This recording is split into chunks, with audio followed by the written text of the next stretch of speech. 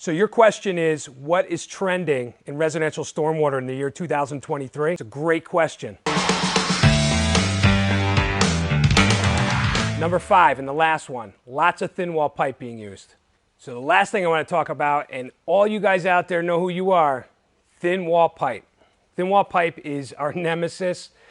The bulk of our calls from homeowners are because they have thin wall pipe in one way, shape, or form. And it is just the devil, and that stuff cracks and warps.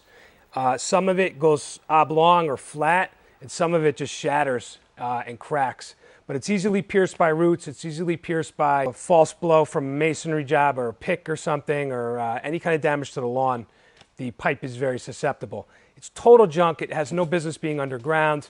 Please don't use it. It has its purpose elsewhere, but don't bury it. Hang it on the wall. Do something with it. It's a DIY Home Depot thing, but please don't put a professional system in with thin wall pipe.